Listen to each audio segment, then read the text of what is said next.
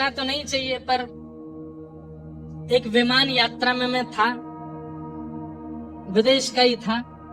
तो मेरे बगल में एक माता जी बैठी थी, कहीं वो सुन रही हो तो अच्छी बात है। तो मैं जैसे ही विमान में आया, गिरधरलाल जी संग में थे, तो मेरे को उन्होंने प्रणाम किया, पैर छुए। मैंने कहा चलो अच्छा है, 10-12 घंटे कोई विदेशी नहीं है बगल में, नहीं तो कुछ भी खाते हैं। मैंने कहा पैर वैर छू रही हैं, प्रणाम कर रही हैं, तो सद्विचार वाली होंगी। मैं जब बैठ गया तो मुझसे बोली आप बिल्कुल कंफर्टेबल ही रहिएगा, कोई इसमें कौन है? मैंने कहा इसमें हमारे ठाकुर जी। अच्छा अच्छा ठीक। जैसे विमान थोड़ी देर उड़ा, थोड़ी देर बाद मेरी थोड़ी सी झपकी लगी। जब आंख खोल करके देखा तो माता जी तो पीला वाला पानी पी रही मेरे बगल में बैठ के।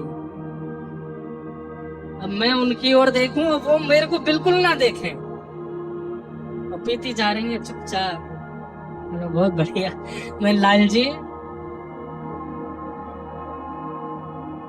कई बार विदेशी होते हैं ना, वे लोग पूछ लेते हैं कि आप कहीं अनकंफर्टेबल तो नहीं अगर मैं कुछ ऐसा खाऊं या पीऊं तो। मैंने कहा ये तो भारतीय है। प्रणाम भी कर रही थी मुझको, मुझे भाई समझ ही गई होंगी, तभी तो पता होते हुए भी कि बगल में ठाकुर जी विराजमान, फिर भी एक बार भी इनके चित्त में ऐसी भावना नहीं आई। हम कैसे कर सकते हैं? संसार बड़ा विचित्र है बंधुओं, थोड़ा भ्रमण किया कीजिए, पता चलेगा आपको। हमारे शास्त्र आज्ञा करते हैं भ्रमणात् पूज्यते विप्रः। कई बार पढ़ने से सुनने से उतना नॉलेज नहीं होती जितना घूमने से हो जाती है। इसलिए हमने उस दिन ये बात मान ली कि हर प्रणाम करने वाला व्यक्ति शुद्ध है, ये आवश्यक नहीं है। हाथ जोड़ने वाला, तिलक लगाने वाला, नतमस्तक होने वाला व्यक्ति पवित्र है, ये जरूरी नहीं है। भक्ति नाटक बहुत लोग कर लेते हैं। और आजकल एक बात बोल दें, नाटक बहुत ज्यादा होने लगा है, क्योंकि सोशल मीडिया पर भक्ति ट्रेंड करती है। लेकिन कभी कभी मेरे मन में आता है कि चलो ठीक है, नाटक सही कर रहे हो, कभी ठाकुर जी के मन में अगर आ गया तो आपका नाटक ही सत्य में परिवर्तित हो जाएगा। अभी मैं एक दिन ऑस्ट्रेलिया में एक कथा सुना रहा था कि गुजरात में एक व्यक्ति नरसिंह मेहता का रोल करता था मंच पे आकर के। वो नरसिंह मेहता जैसा उसके अंदर कुछ भी नहीं था, बैक स्टेज जाकर के खूब पीता था, खूब खाता था, लेकिन मंच पे आकर के नरसिंह मेहता जैसे कपड़े, नरसिंह मेहता जैसा एक तारा, नरसिंह मेहता जैसा तिलक, और कभी कभी तो वो वैसा ही विलाप करने लगता था जैसे नरसिंह मेहता विलाप करते थे। 1 साल, 2 साल, 10 साल, 15 साल, 20 साल हो गए उसको मंच पे नाटक करते हुए। वो मंच से पीछे जाते नरसिंह मेहता जैसा एक लक्षण नहीं था उसमें, नाटक करता था बस। कई बार ऐसा होता है कि नाटक करते करते कभी कभी आप में आवेश आ जाता है। तो एक दिन वो मंच पर और द्वारिकाधीश को पुकार रहा था, हे द्वारिकेश, हे द्वारिकेश, हे द्वारिकेश, द्वारिकेश बोलते बोलते उसकी वाणी में इतनी करुणता आ गई, उसके नेत्रों से आंसू गिरने लगे। वो खुद आश्चर्य में आ गया कि मैं रो क्यों रहा हूं, ये तो केवल पैसे कमाने के लिए मैं नाटक करता हूं, ये मेरे अंदर ये भाव क्यों प्रकट हो रहा है। लेकिन हो गया, और उसने करुण भाव से जब पुकारा, हे द्वारिकेश, हे द्वारिकेश, ठाकुर जी से रहा नहीं गया। ठाकुर जी भी दौड़ते दौड़ते, अरे मेरा नरसिंह बुला रहा है, मेरा नरसिंह बुला रहा है। और जैसे सभा में सब लोग नाटक देख रहे थे नरसिंह मेहता का, ठाकुर जी भी पीछे खड़े होकर देखने लगे। मन में सोचने, अरे नरसिंह तू रो मत, मैं यहीं खड़ा हूं तेरे पास। नाट्य जैसे पूरा हुआ, पर्दा लगा, तो सब लोग पात्र नीचे उतर गए। ठाकुर जी व्याकुल हो गए, अरे मेरा नरसिंह कहाँ चला गया। और सब भीड़ को अलग करते हुए ठाकुर जी आए, मंच पे आके ढूंढने लगे, कहाँ है मेरा नरसिंह, कहाँ है मेरा। वो तो पीछे अपने सब वस्त्र आदि उतार रहे थे सब लोग, लेकिन जो नरसिंह मेहता बना था वो आज इतना विलंब में आ गया, उसने वस्त्र नहीं उतारे, वो ऐसे ही घर चला गया। तभी उसने देखा कि एक दिव्य प्रकाश पीछे से आ रहा है, चंदन की सुगंधी आ रही है। छम छम छम छम पायलों की ध्वनि आ रही है।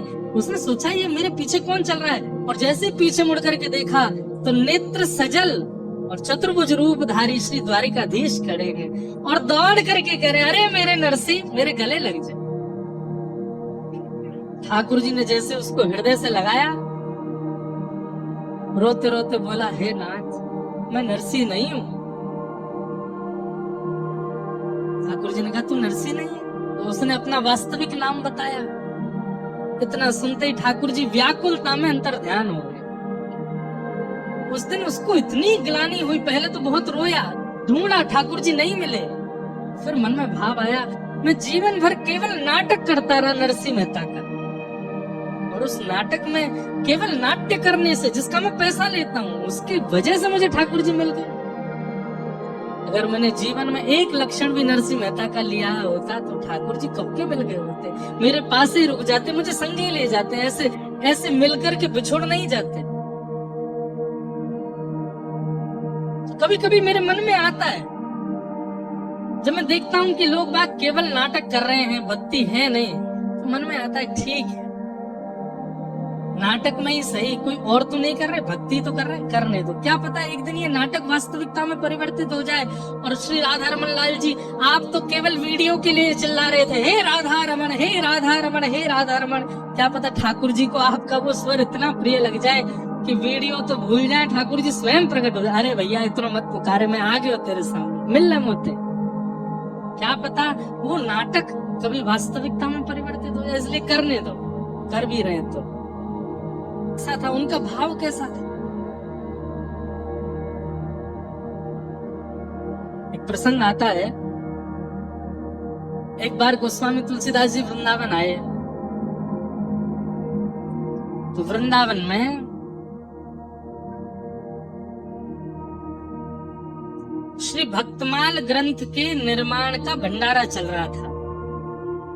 श्री नाभा गोस्वामी जी ने भक्तमाल ग्रंथ की रचना करने के बाद जरा भंडारा किया वृंदावन में। उसमें भारतवर्ष के सब संत आए, उसमें फिर गोस्वामी तुलसीदास जी भी आए। तो जैसे आप सब लोग इतनी संख्या में बैठे हैं, ऐसे ही गोस्वामी जी भी आए, तो इतनी संख्या में भीड़ बैठे थे, तो पीछे ही बैठ गए, सबसे पीछे बैठ गए गोस्वामी तुलसीदास जी महाराज। कहते हैं कि जब सामग्री परोसने का समय आया तो खीर परोस रहे थे सबको। तो आज भी वृंदावन में ऐसा नियम है कि जब कहीं जरा भंडारा होता है ना, तो संत जन अपने अपने टिफिन लेके जाते हैं, अपने अपने छोटे छोटे टिफिन ले जाते हैं, बाकी सब सामग्री तो वहीं पाके आते हैं, खीर उसमें भरवा के लाते हैं, और फिर उसको प्रेम से सुबह पालेंगे, पर रात में पालेंगे, थोड़ी थोड़ी ठंडी करके पाते हैं। तो खीर परोस रहे थे, सब अपने अपना बर्तन आगे करके उसमें खीर ले रहे थे। वहीं गोस्वामी तुलसीदास जी के पास जब खीर परोसने वाले पहुंचे, उन्होंने कही, कहाँ है तुम्हारा बर्तन, कहाँ है, बर्तन लाओ। गोस्वामी जी के पास तो बर्तन था नहीं। सोचने लगे क्या करें, अरे जल्दी करो भाई, अपना बर्तन आगे करो। तो कहते हैं कि गोस्वामी तुलसीदास जी ने देखा कि इतने रसिक संत जन वहां बैठे, उनकी सबकी पादुकाएं बाहर उतरी हुई हैं, उनमें किसी महापुरुष की पादुका जूते की आकृति में थी, उसमें थोड़ा अवकाश था, तो वही पादुका लेकर के आए और आगे करके बोले, इसमें दे दो खीर, या में कर दो। तो जो खीर परोस रहे थे वो गुस्सा हो गए, अरे पात्र नहीं लेके आए हो, और ये क्या, किसी महाराज की जो पादुका उठा करके कह रहे हो इसमें दे दो।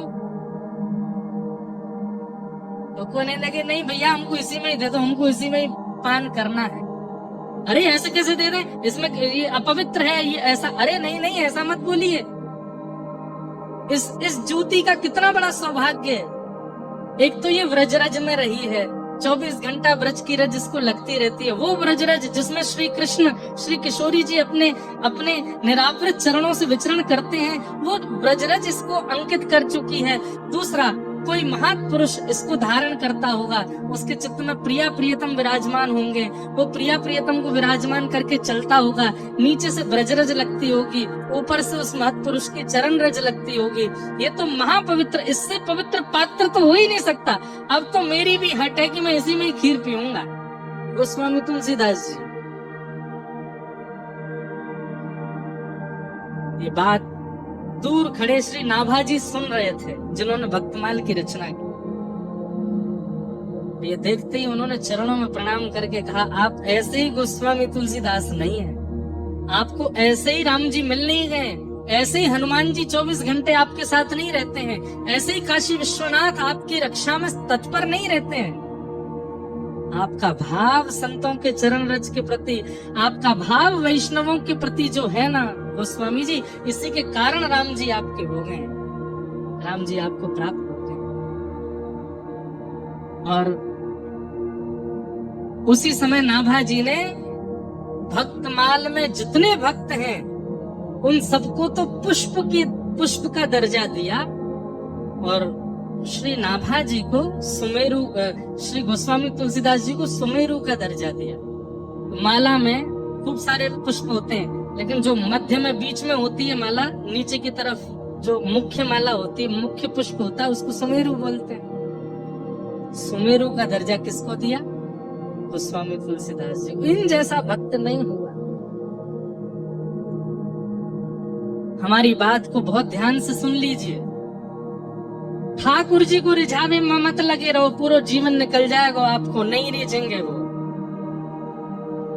अगर रिझानो है तो कोई वैष्णव को रिझाओ, कोई रिझानो है तो ब्रजवासीन को रिझाओ, रिझानो है तो कोई भगवत भक्त को रिझाओ। वो यदि रीझ गए आपसे तो ठाकुर जी को रीझनो पड़े हो, और कोई उपचार है नहीं ठाकुर जी के पास। और इस बात का प्रमाण स्वयं श्री प्रहलाद जी महाराज कह रहे हैं। श्रेष्ठ से श्रेष्ठ, पवित्र से पवित्र और जल्दी से जल्दी कृष्ण प्राप्ति का साधन क्या है, कृपा करके हमको बताओ। सौनकादि ऋषियों ने क्या प्रश्न किया? श्रेष्ठ से श्रेष्ठ, पवित्र से पवित्र कृष्ण प्राप्ति करने का साधन क्या है, कृपा करके हमको ये बताओ। सूत जी महाराज प्रश्न सुनकर के आनंदित हो गए, और आनंदित होकर के बोले कि हे सौनकादि ऋषियों, आपने जो प्रश्न किया है ये बहुत उत्तम प्रश्न है। भगवत प्राप्ति का आपने साधन पूछा है। भगवत प्राप्ति का साधन इस पूरे ब्रह्मांड में केवल एक है। बोले क्या? तब कहते हैं काल मुखग्रास त्रास निर्णास है तबे श्रीमद् भागवतम शास्त्र कलो के भाषित। भागवत शास्त्र, श्रीमद् भागवत में जो मार्ग बताया गया, जो नियम बताया गया, जो विधि बताई गई, वही भगवत प्राप्ति का साधन है। इस बात को गांठ बांध लीजिएगा। क्षमा प्रार्थी होकर के एक बात हम कहें, कई बार कई लोग कहते हैं हमसे किसी ने ऐसा कहा कि वहां ऐसा लिखा है, और आप महाराज जी कथा में भागवत जी का ये बात, तो हमें क्या मानना चाहिए? अब आप बिना मंच के अगर हमसे कुछ भी पूछेंगे तो हम उत्तर कुछ और दे सकते हैं, पर मंच पर बैठ करके आपको स्पष्ट रूप से कह दें, कहीं भी कुछ भी लिखा है, कहीं भी कोई भी बात कही है, किसी ने कुछ भी कहा है, सबको सुन लीजिए, लेकिन मानिए केवल और केवल और केवल श्रीमद् भागवत की। श्रीमद् भागवत में जो मार्ग है, श्रीमद् भागवत में जो विधि है, श्रीमद् भागवत में जो नियम है, उसी से भगवत प्राप्ति होगी, ये निश्चित है। सूत जी महाराज बता रहे हैं। हमारे स्वामी श्री हरदास जी महाराज के परंपरा में ज्यादा विधि विधानों को, ज्यादा नियमों को प्रायोरिटी नहीं दी गई, लेकिन वहां पर भी स्वामी श्री हरदास जी आज्ञा देते हैं कि भागवत जी तो सुननी है, श्रीमद् भागवत जी का पठन पाठन और श्रवण करना है। सत्संग की इस पावन धारा में दोस्तों, हम सब प्रभु के चरणों में अपने मन को अर्पित करें। इंद्रेश महाराज जी के मधुर वचनों से निकली ये भक्ति गंगा हमारे जीवन के अंधकार को मिटाकर प्रेम और श्रद्धा के दीप प्रज्वलित करती है।